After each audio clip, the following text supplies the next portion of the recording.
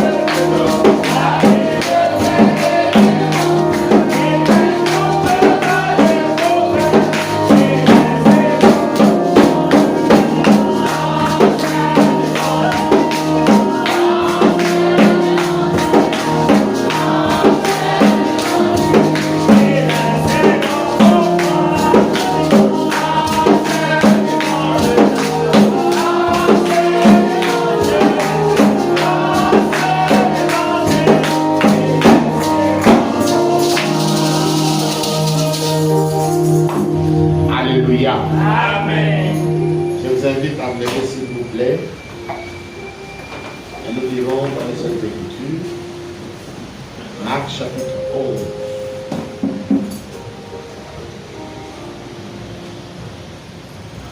Marc chapitre 11, nous lirons à partir du verset 11 jusqu'au verset 23.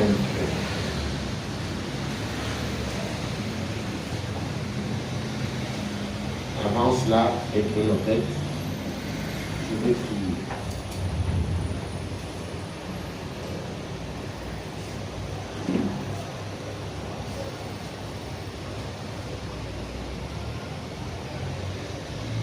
Seigneur notre Dieu, notre Père, nous voici devant ta face.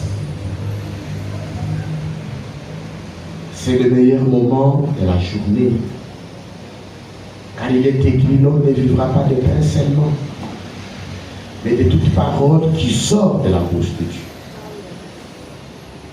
Voilà pourquoi, ô Dieu Tout-Puissant, nous nous approchons de cette parole avec crainte et avec respect. Amen. Bénis cette parole alors que nous la lisons. Envoie le glorieux Saint-Esprit pour pouvoir nous lancer. Amen.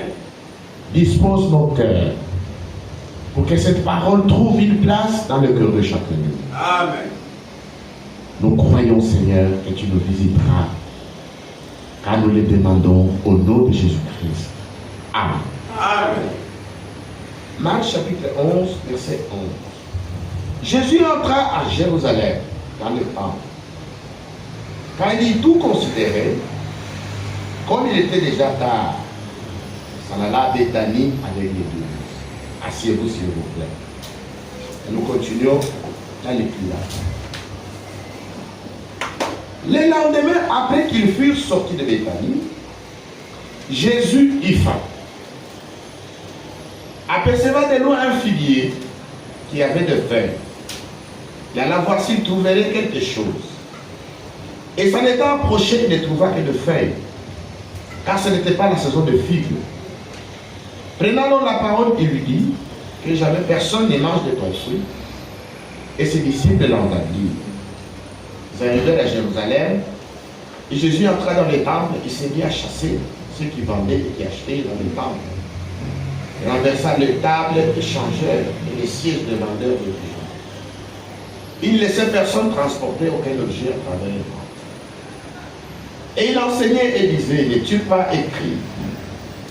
Ma maison sera appelée une maison de prière pour toutes les nations. Mais vous en avez fait une caverne de voleurs. Les principaux sacrificateurs et les scribes ayant entendu cherchèrent le moyen de nous faire périr. Et il les craignait parce que toute la foule était frappée de sa doctrine. Quand le soir fut venu, Jésus sortit de la ville. Les matins en passant, les disciples virent le figuier séché jusqu'au tracé.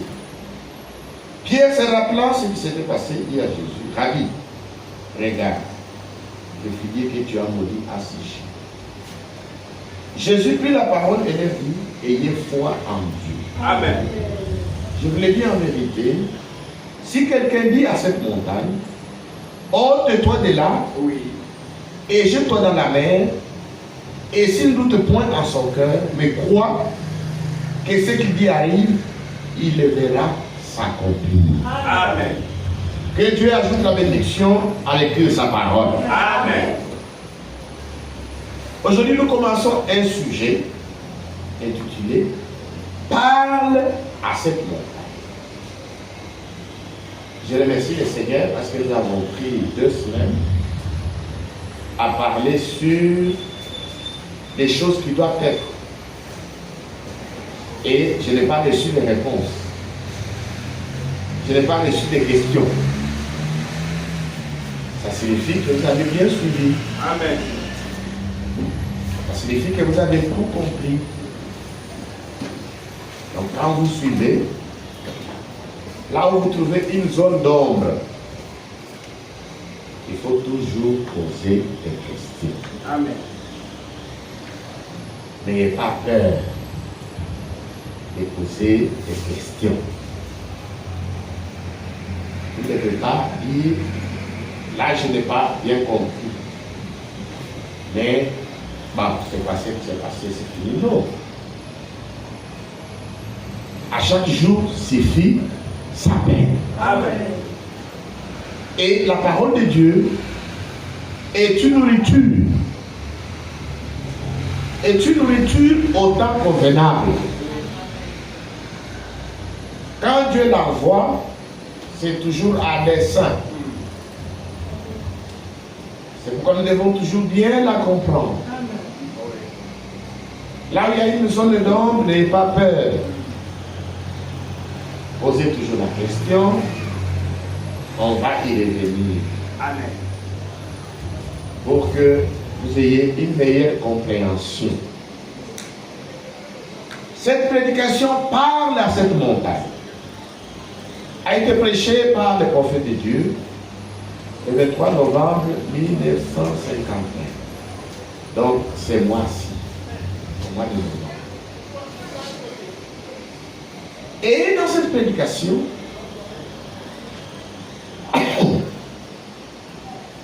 Frère Branham montre les expériences qu'il a vécues avec le Seigneur pendant son ministère. Et l'expérience que nous connaissons tous, c'est l'expérience du 11 juin 1933. Frère Branham était un jeune prédicateur. Il était d'abord ancien dans une église baptiste. Et un jour, l'ancien de cette église, le pasteur Davis, lui demanda d'ordonner des femmes comme prédicateurs. Il refusa. Parce qu'il dit, je n'ai jamais vu dans la Bible là où les femmes ont été ordonnées comme prédicateurs. Alors le pasteur Baptiste lui dit, dans ces cas, tu n'as pas raison de devenir ancien de l'église baptiste. Parce qu'il faut soutenir la doctrine de l'église baptiste. C'est de cette manière que Frère Branham est parti de l'église baptiste. Et il a commencé à prêcher, à évangéliser. Il y avait beaucoup d'âmes qui étaient gagnées à Christ. C'est ainsi qu'il amènera ces âmes-là à la rivière pour qu'ils soient baptisés au nom de Jésus-Christ. C'était un service de baptême, après une campagne d'évangélisation. Et il y avait beaucoup de gens qui étaient venus assister au baptême. Lui-même donne le témoignage que c'était autour de 3 à 4 000 personnes qui étaient massées à la berge de la rivière Oyo. Frère Branham baptisé. Après avoir baptisé 16 personnes, il s'est préparé à baptiser la 17e personne. C'était une sœur. Et tout à coup, il y a un tourbillon. Et le tourbillon secoua tout l'endroit. Et du sein de ce tourbillon sortit une lumière surnaturelle. Et du sein de cette lumière surnaturelle sortit une voix. Cette voix parla à Frère Branham. Il dit de même que Jean-Baptiste fut envoyé comme précurseur de ma première venue. De même, toi, tu es envoyé avec un message, et ce message préparera la seconde venue. Ceux qui étaient autour, beaucoup s'évanouirent, beaucoup tombés. Les autres se mirent à genoux et commencèrent à prier. Cette expérience est une très grande expérience dans le ministère de notre bien-aimé frère William Branham. Amen. Que le nom de Jésus-Christ soit glorifié. Amen. Dans la vie de Frère Branham, il voyait des visions, il voyait des songes. Et comme au début de son ministère, il marchait avec des pentecôtistes. Et quand il osait leur raconter cela, beaucoup lui disaient de s'éloigner de cela. Il disait que cela est du diable. Ainsi, il était embarrassé. Il disait, mais moi je n'aime pas avoir quoi que ce soit avec Satan. Mais pourquoi ces choses arrivent dans ma vie? C'est ainsi, nous arrivons maintenant au mois de mai, en 1946. Il dit à son épouse, je m'en vais chercher la Pakistan. Il faut que le Seigneur me réponde. À propos des choses surnaturelles qui arrivent dans ma vie. Et beaucoup de gens disent que cela vient du diable. Et moi, je n'ai rien à voir avec le diable. Ainsi, je vais chercher la face de Dieu. Je reviendrai ou je ne reviendrai pas. C'était une décision ferme. En quelque sorte, il était poussé à bout. Et il alla dans une caverne de brousse. Parce qu'avant, il était garde des chasses. Si chez nous, les gardes des chasses, nous les appelons les hauts et forêts. Ce sont des gens qui s'occupent de la conservation de la nature. Et il est entré dans cette cabane, à Greensville, avec sa Bible, il lisait, il priait, il lisait, il priait. C'est alors que, la nuit maintenant, il aperçut une lumière éblouissante qui s'approchait de là où il était. Et il vit un homme qui s'approchait de lui et qui entra dans la cabane où il était. Et finalement, naturellement, il peur. C'était un homme étrange. Et cet homme lui dit, ne crains pas. Amen. Je suis un ange qui a été envoyé de la présence de Dieu Tout-Puissant. Amen. Pour te dire que les choses surnaturelles qui se passent dans ta vie, que tu n'arrives pas à comprendre, c'est parce que Dieu t'a appelé et tu as une mission à accomplir. Pour cela,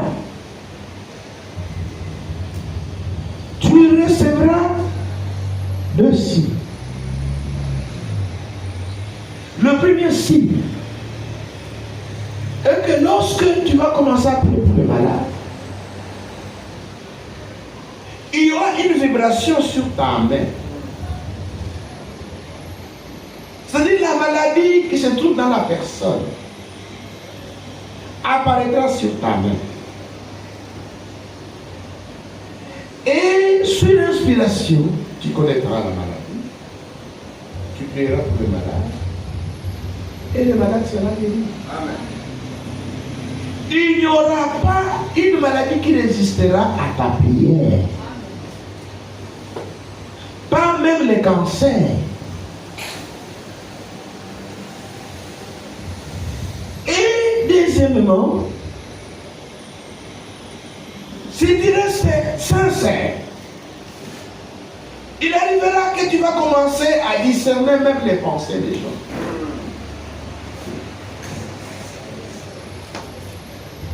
Et c'est à partir de ce moment-là, à partir de cette commission-là, qu'il reçut de l'ange qui était venu de la présence de Dieu. que Frère Branham a commencé à parler de poule. C'est en anglais. Étape. Ainsi, Frère Branham a commencé le premier poule, ou la première étape à la fin de son ministère. Il priait, faisait des lignes de prière, et les malades qui venaient, lorsqu'il les imposait les mains, il sentait une vibration sur sa main. Et par inspiration, il prononçait ainsi dit le Seigneur sur le malade. Et il disait, ainsi dit le Seigneur, tu es guéri. Que le nom de Jésus-Christ soit glorifié. Amen. Il eut beaucoup de succès. Parce que la guérison divine était à part. Beaucoup aiment la guérison divine. La prière pour les malades. Et Dieu avait accompli beaucoup de guérisons surnaturelles. Et des foules les suivaient. Des foules les suivaient. C'est ainsi que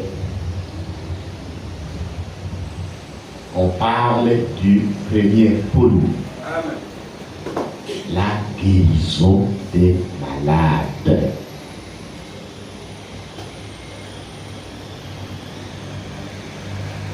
Et il a continué comme ça. Jusqu'à ce que le deuxième signe entra aussi en scène. C'était le discernement. Il commençait à discerner les pensées. Que ceux qui venaient à la réunion, quand il prêchait, il pouvait voir la colonne de feu se mouvant dans la salle, s'arrêter sur des personnes. Par le discernement, il pouvait dire, je vois la colonne de feu sur la tête de telle dame, de tel monsieur, monsieur qui t'appelle un tel, je viens de tel endroit, tu as une maladie, ainsi dit le Seigneur, tu es guéri. Et ça, c'était maintenant la deuxième étape, le deuxième point, la prophétie, le discernement. Que le nom de Jésus-Christ soit glorifié. Amen. Et Frère Branham s'est mis à tout expliquer. Et comme il expliquait tout, ainsi il y a eu beaucoup d'imitations. Les pentecôtistes commencèrent à imiter cela. Et en 1956, le Seigneur lui fit une reproche. Il dit, tu as commencé à tout expliquer. Et parce que tu expliquais tout, il y a eu maintenant beaucoup d'imitations.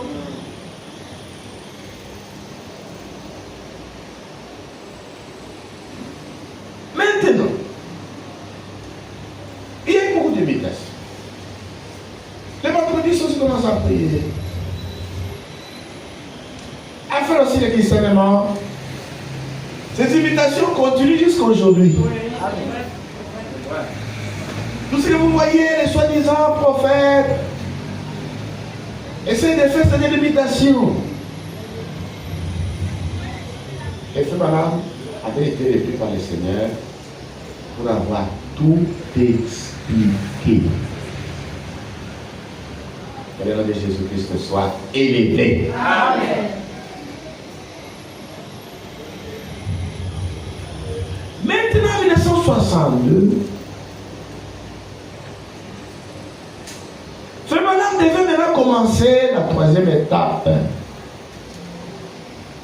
Cette étape, où le troisième poule, en rapport avec son ministère, c'était l'ouverture de la parole. Amen.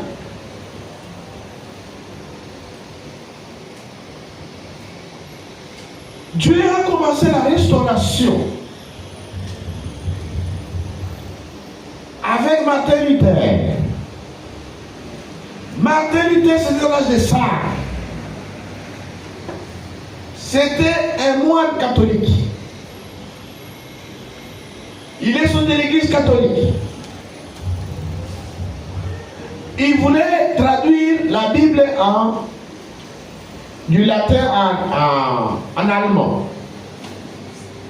Et en tant que théologien, pour traduire, il faut parcourir toute la Bible.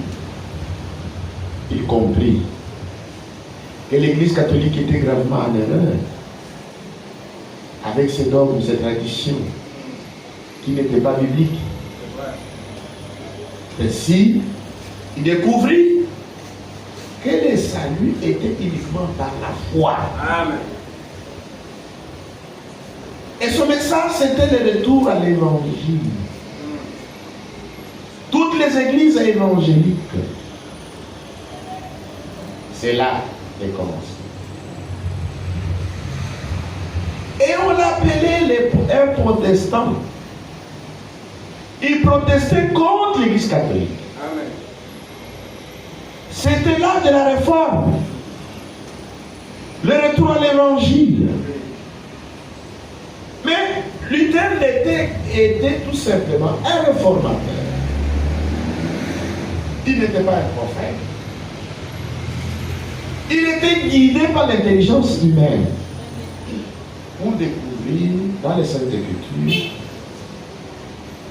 ce qui était recommandé pour le salut des âmes. Amen. Le salut n'est pas dans une religion. Amen. Le salut n'est pas dans l'église. L'église ne sauve pas les pécheurs. Amen. Le salut est dans les sauveurs. Amen. Et le sauveur, c'est le Seigneur Jésus-Christ. Amen. Si vous croyez en lui, si vous investissez votre foi en lui, en son sacrifice, vous recevez le salut, la vie éternelle et la réconciliation. Amen. Et le nom de Jésus-Christ soit glorifié. Amen. Mais il y a beaucoup de choses qui sont restées en suspens. Luther a continué à baptiser au nom du Père, du Fils et du Saint-Esprit, jusqu'à ce que Dieu envoya John Wesley, qui était un Anglais,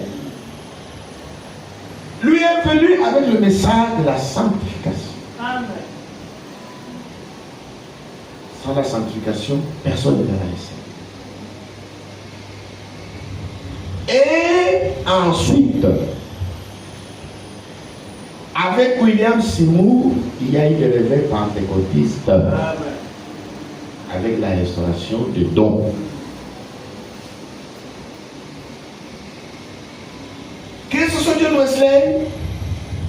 Bien que c'était un prédicateur de la sanctification, mais c'était juste un réformateur. Beaucoup de choses sont restées en suspens. Même du temps des pentecôtistes, il y a eu la restauration des dons dans l'église. Beaucoup de choses sont restées en suspens. Jusqu'à ce que Dieu a envoyé maintenant un prophète, William Branham, qui était lui-même le messager de l'âge de la Odyssée. Amen. Il était un prophète messager. Déjà, pendant qu'il était encore tout jeune, il entendait une voix dans les buissons qui lui disait: ne bois pas, ne fume pas, ne suis ton corps d'aucune manière. Amen. Car tu auras une grande œuvre à accomplir avec lui quand il sera grand. Est-ce que nous sommes ensemble? Amen. Ne bois pas, ne fume pas, ne suis ton corps d'aucune manière, Parce que j'aurai une œuvre à accomplir avec toi quand tu seras grand. C'est ainsi en 1962. Le Seigneur nous demande d'aller à l'ouest, à Tucson, à la montagne du soleil couchant, qu'on appelle en anglais Sunset Mountain. Quand il arriva à la montagne de Sunset Mountain, ce qu'il avait vu en vision se réalisa. C'était maintenant en 1963. Il vit des anges qui étaient venus de l'éternité, 7 au total. Pendant qu'il était dans les montagnes, pour la chasse, il fut transporté dans cette constellation d'anges. Et on lui dit de retourner à Jeffersonville pour l'ouverture de la parole. Amen. Et ainsi, il retourna à Jeffersonville. Et chaque jour, dans sa chambre, l'ange l'aidait pour lui montrer ce qu'il devait prêcher. C'est alors qu'il eut l'ouverture de cette sceaux d'Apocalypse. Amen. Avec l'ouverture de cette sceaux, tous les mystères écrits lui fit révéler. Amen. Frère Branham a reçu la révélation des mystères écrits.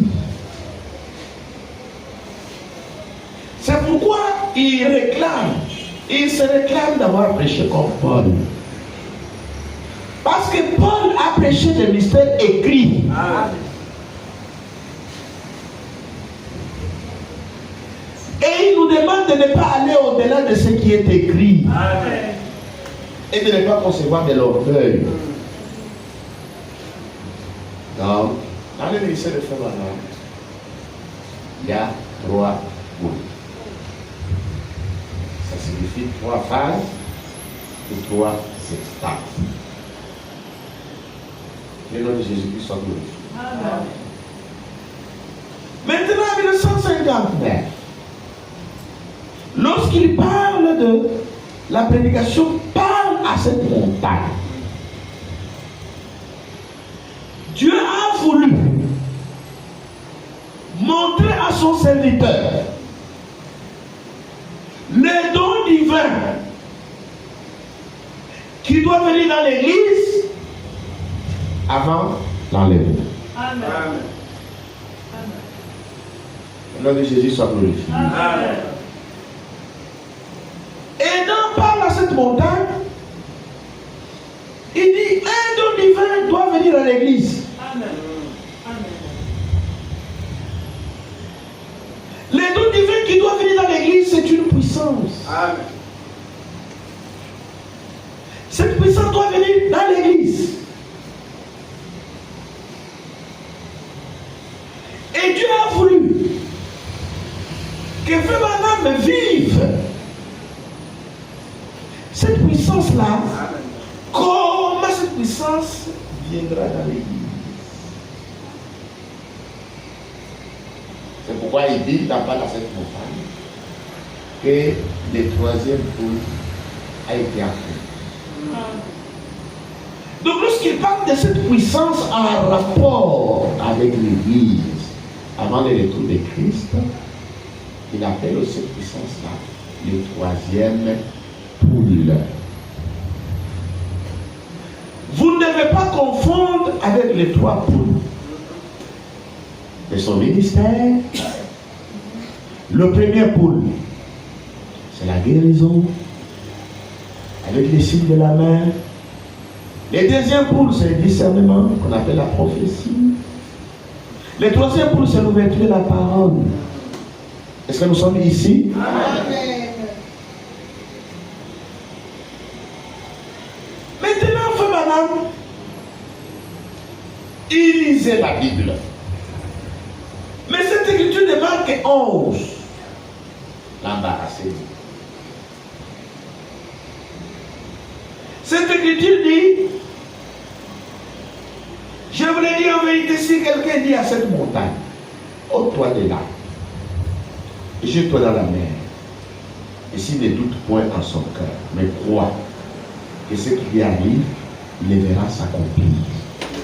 Et comment est-ce possible? Cette écriture est une promesse. Amen. Faite à l'église.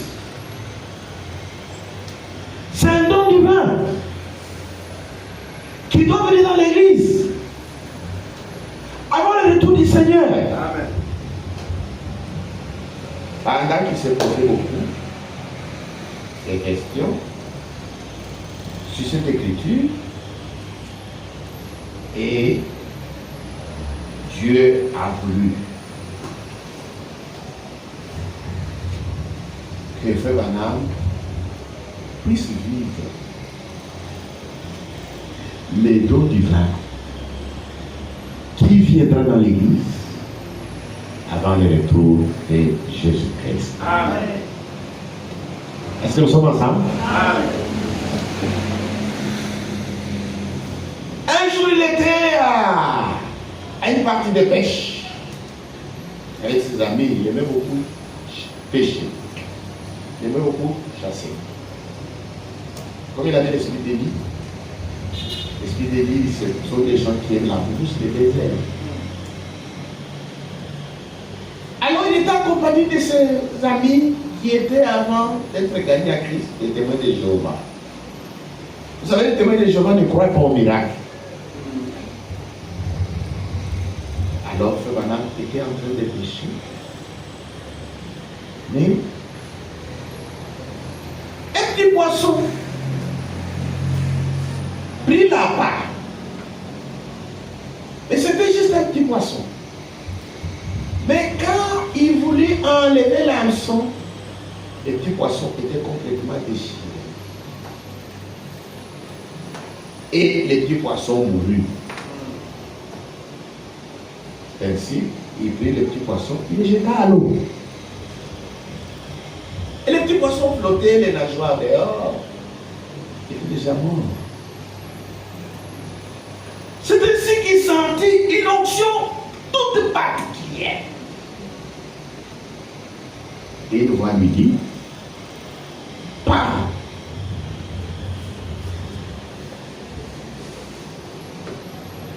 Et il dit, petit poisson, je te donne la vie.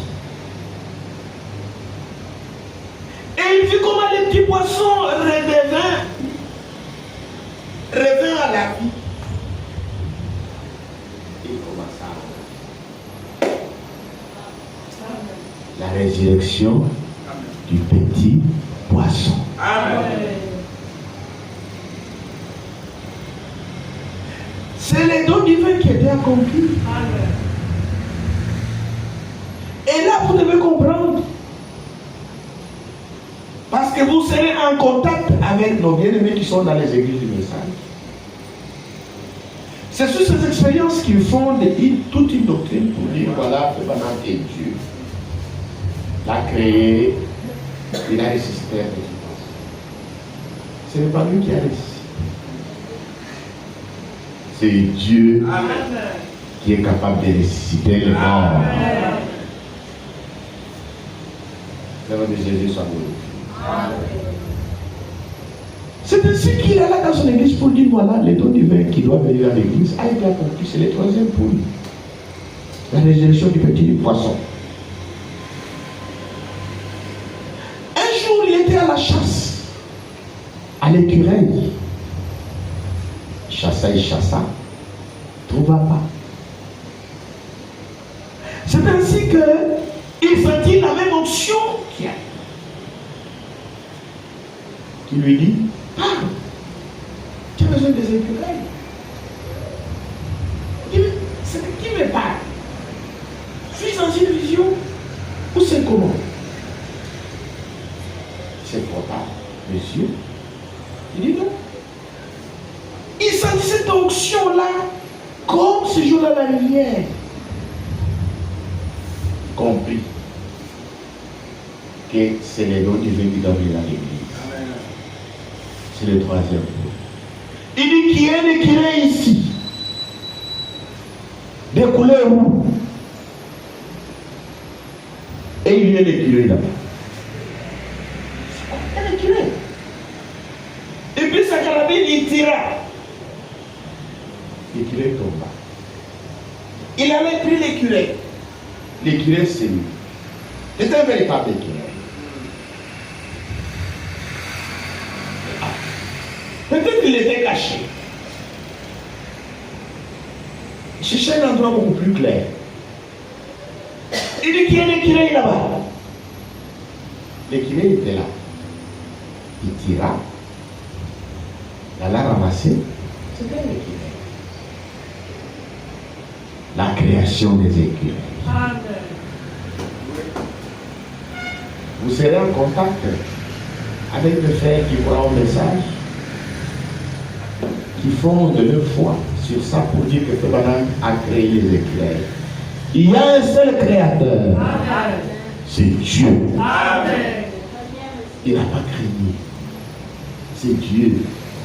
Dieu voulait montrer à son serviteur les choses qui arriveront dans l'église avant le retour de Jésus-Christ.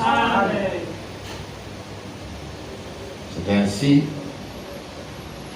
un jour, il est dans une maison d'une veuve, la sœur Atiraï. Cette sœur, quand ce madame voulait construire, cette sœur avait donné, je ne sais pas, $20 comme construire. Je peux me tromper de mon temps.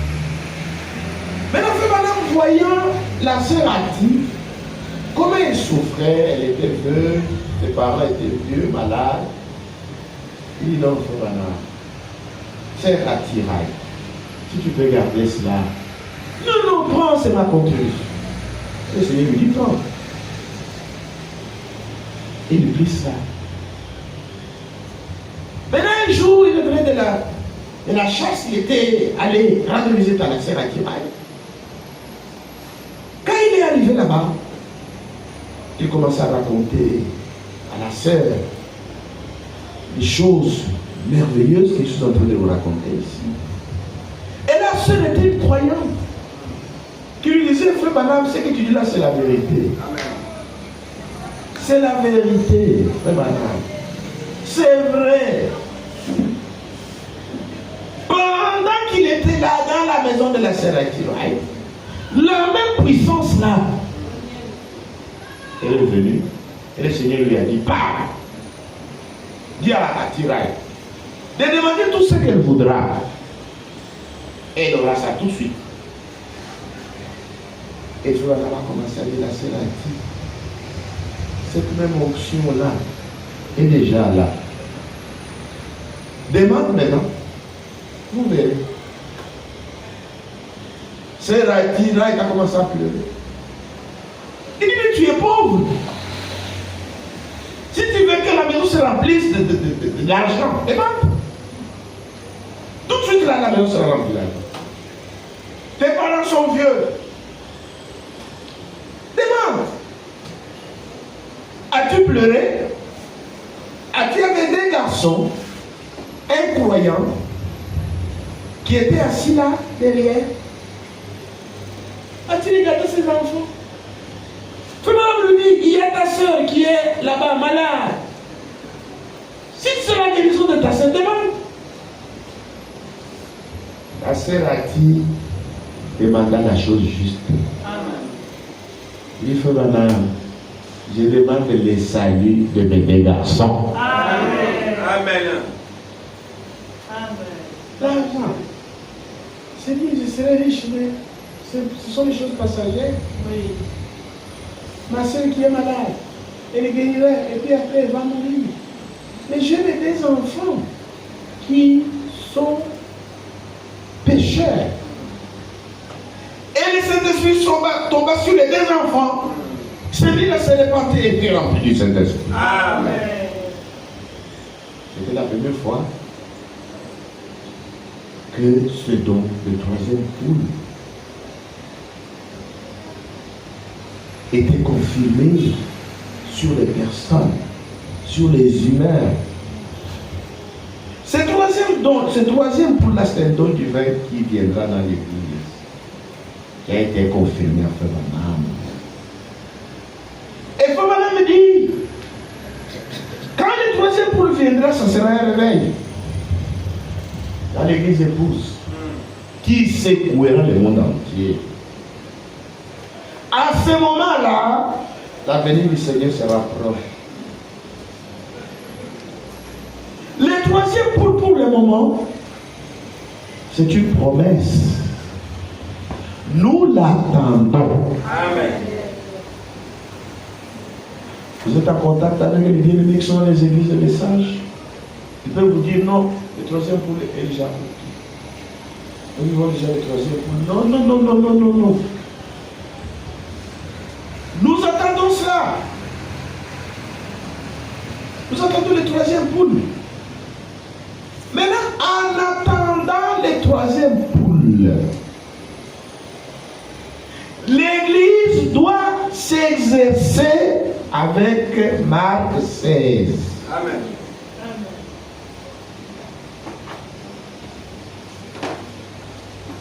Marc 16. Verset 17. Voici les miracles qui accompagneront ceux qui auront cru. À mon nom, chasseront les démons, parleront de nouvelles langues, saisiront des serpents, s'ils boivent quelques breuvages mortels, ils ne leur fera point de mal. Ils imposeront les mains aux malades et les malades seront guéris. Depuis les jours de la Pentecôte, le Saint-Esprit n'a jamais abandonné son Église. Amen.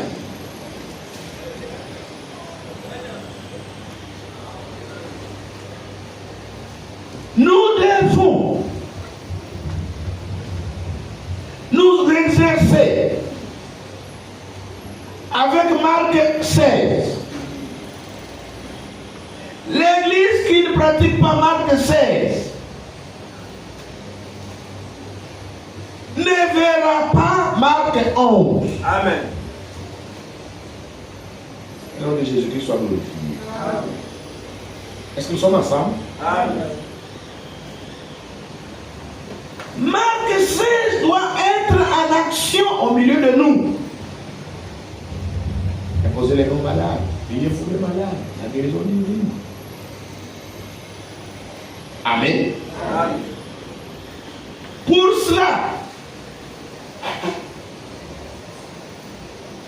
nous devons mener une vie sanctifiée. Amen.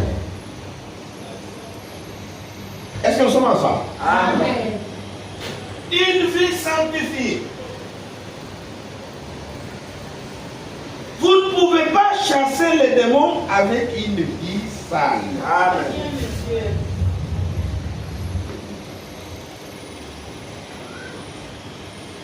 Nous devons avoir la foi. Oui.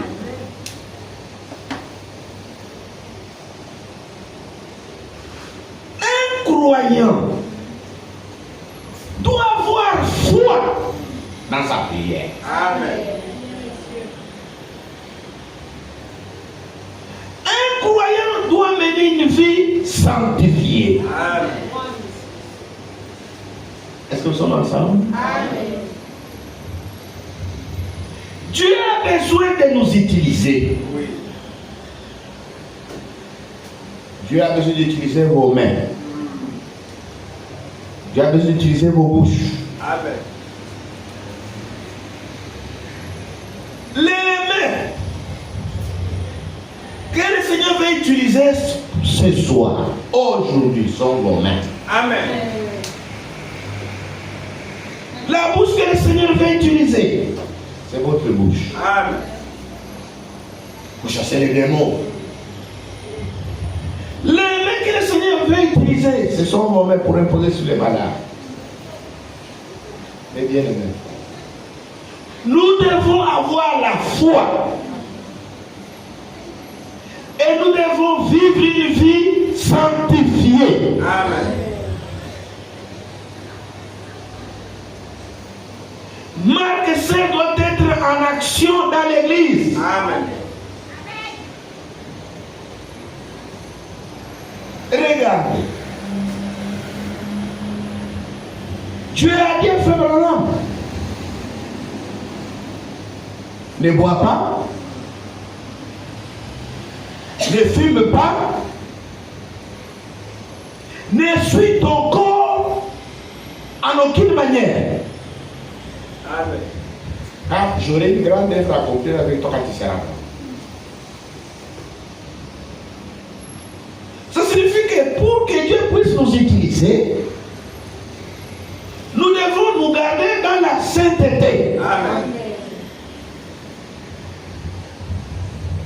Nous devons nous conserver purs. C'est très important. Mais si vous êtes dans la distraction, vous buvez l'alcool, vous menez une vie d'impudicité, vous regardez des programmes obscènes à la télévision, sur les YouTube, vous regardez des mauvaises choses, et devant un malade, est-ce que tu auras la force de chasser les démons?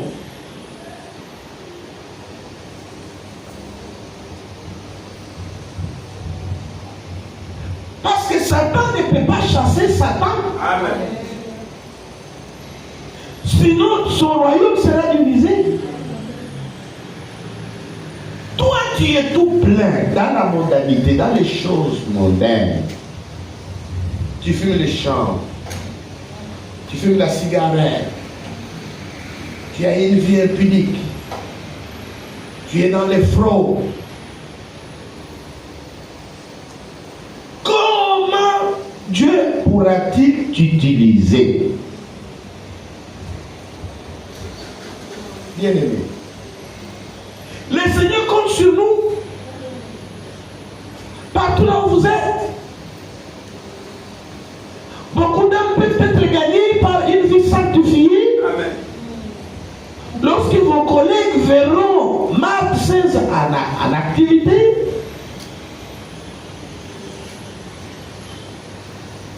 vous êtes au service, vous êtes à l'école, vous êtes dans les quartiers, vous trouvez une personne malade. N'attendez pas, frère David. Amen. Voici les signes qui accompagneront ceux qui auront cru. Dites à votre camarade, dites à votre voisin, et vous êtes malade? Il dit oui. C'est quoi? Oh, on m'a balancé un fusil nocturne. C'est vrai. Mais notre Dieu est tout puissant, il guérit. Amen. Moi, je vais prier pour toi tout de suite là. Si tu pries pour lui, tu pries pour elle, Dieu le guérit là même. Il croira que tu adores un Dieu vivant.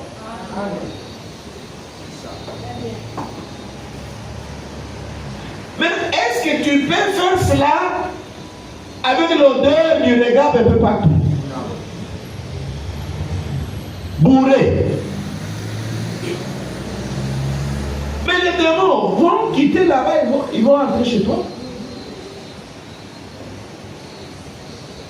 Dans la Bible, on parle de l'histoire des enfants de Séba qui ont trouvé un démoniaque et qui ont dit au démoniaque, vous les démons sortez, nous vous chassons au nom de Jésus que Paul prêche. Les démons ont dit, Jésus nous les connaissons, Paul nous les connaissons, mais vous qui êtes-vous?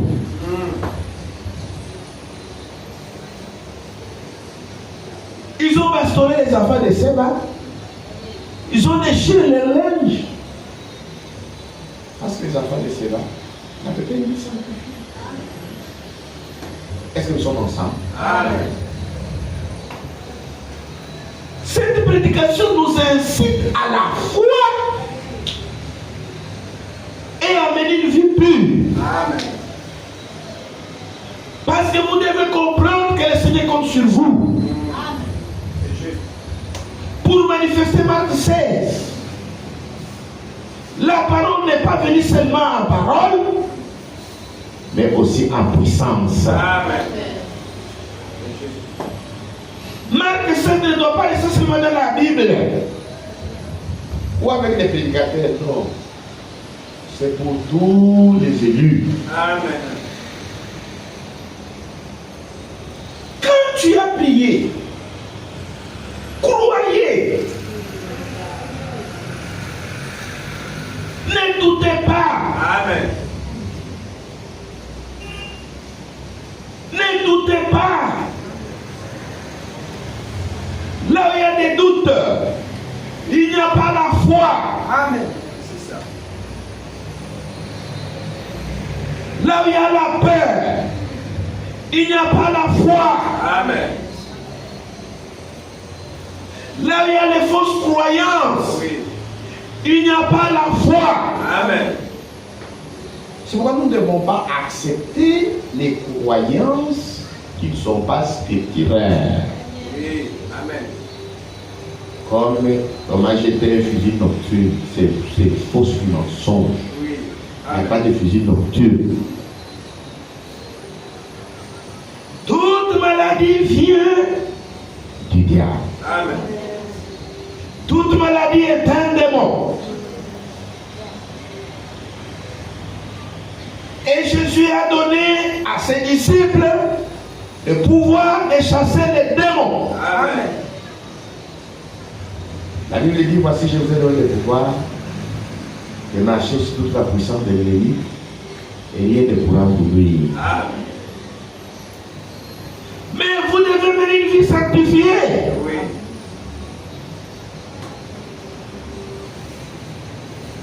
Le Seigneur compte sur vous et sur moi. Si Marc 16 n'est pas en activité, nous ne ferons pas Marc 11.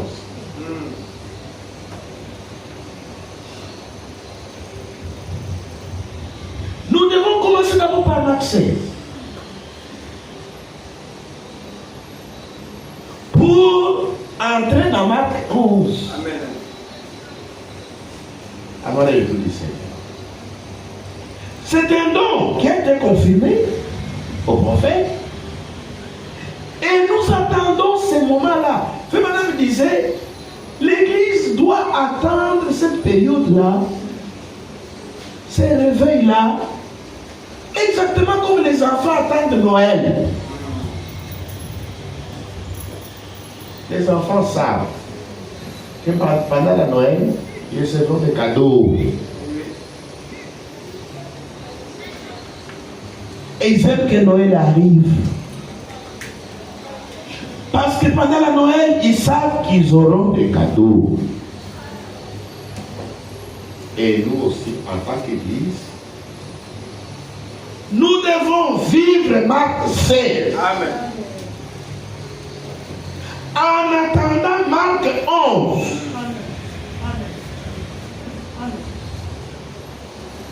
Le nom de Jésus-Christ soit glorifié. Amen. Et pour vivre Marc 16, nous devons avoir une vie sanctifiée. Amen. Le Seigneur compte sur nous. Il compte sur nos bras. Il compte sur nos bouches, nos langues. Oui. Il compte sur nos mains pour reposer sur les malades et chasser les démons. Amen. Ça ne doit pas rester comme une lettre morte. Amen. Le nom de Jésus soit glorifié. Amen. Nous devons mener une vie sanctifiée. Nous devons chasser les démons. Nous devons poser les mains aux malades, chasser les démons. Et nous devons avoir la foi dans nos prières. Amen. Quand vous avez demandé quelque chose à Dieu, vous devez avoir une persistance. Amen. Amen. Que la chose que vous avez demandé à Dieu, Amen. va s'accomplir. Amen. Amen. Mais aujourd'hui, quand vous priez pour la maladie, et puis quand on vous pose la question, est-ce que tu crois que tu es guéri? Ma maladie là, c'est toujours là, c'est toujours comme ça. Alors pourquoi est-ce que tu as prié? Parce que tu as prié, mais tu ne crois même pas dans ta propre prière. Si tu ne crois pas dans ta propre prière, maintenant, pendant le troisième poule, comment est-ce que tu vas déplacer les montagnes?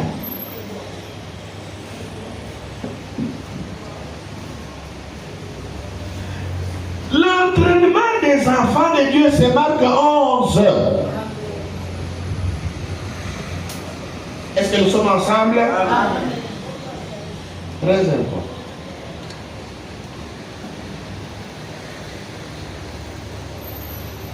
Si nous nous mettons à pratiquer Marc 16, tous, on n'aura pas de place ici. Amen. Amen.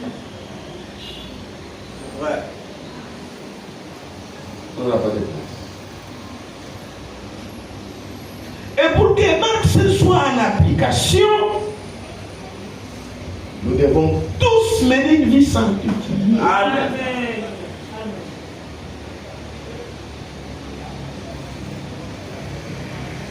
Avec les mêmes mains, vous touchez la cigarette. Avec les mêmes mains, vous touchez les gris-gris, vous allez chez les marabouts. Comment vous allez chasser les démons? Comment va se sera-t-il en action? Comment la puissance? Comment est-ce que vous allez manifester la puissance? Vous devez avoir foi. Vous devez croire dans votre prière. Amen. Vous devez croire que quand vous priez, Dieu vous entend. Amen. Dieu vous exauce. Amen.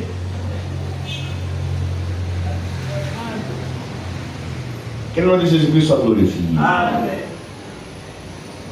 Ce qui paralyse la foi, c'est l'incrédulité, Amen. c'est les doutes, Amen. c'est la peur. Parce que vous trouvez une personne qui a une plaie et aller à l'hôpital, on lui a dit que c'est une plaie qui ne guérit pas. Toi, tu commences à trembler. Non.